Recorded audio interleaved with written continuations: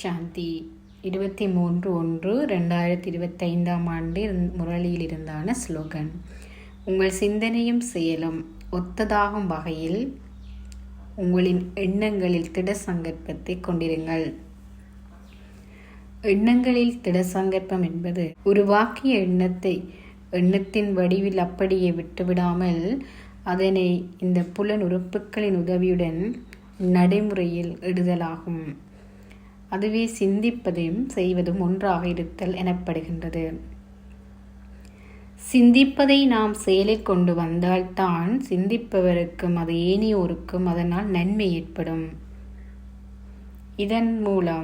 இதனால் தான் திடசங்கற்பத்தை கொண்டிருக்க வேண்டும். திடசங்கற்பம் இல்லாவிட்டால் நாம் சிந்திக்குவதற்கு உருவாக்குகின்ற நேரம், சக்தி எல்லாம் வீணாகிவிடும். நாம் பல வகையான சிந்தனைகளை உருவாக்குறோம். எல்லா வகையான சிந்தனைகளும் ஆக்கப்பூர்வமாக இருக்காது. ஆக்கப்பூர்வமான சிந்தனைகளே எமக்கு நன்மையை பயக்கக்கூடியது. ஆக்கப்பூர்வமான சிந்தனைகளை மட்டும் உருவாக்குதல் போதாது, அவற்றை செயல்முறையிலும் கொண்டு வர வேண்டும். கவனையினம், சோம்பேறித்தனம் போன்ற விகாரங்கள் எமக்குள் அதிகமாக இருப்பதால் நம்மால் நாம் நினைத்ததை நடைமுறையிலிட முடியாமல் இருக்கும்.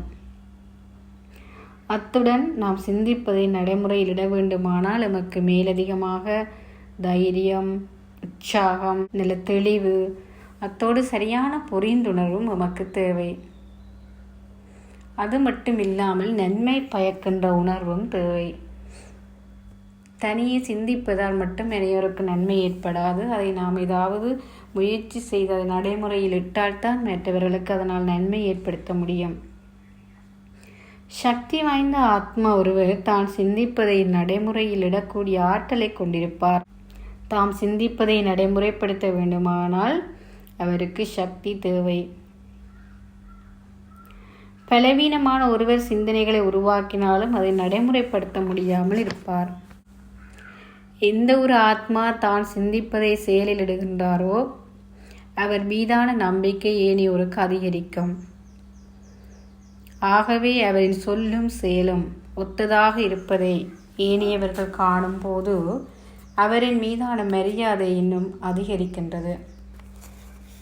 ஆகவே நாம் சிந்திப்பதை செயலில் இட்டோமானால் அது எமக்கும் பிறருக்கும் அதிக நன்மையை கொண்டு வரும்.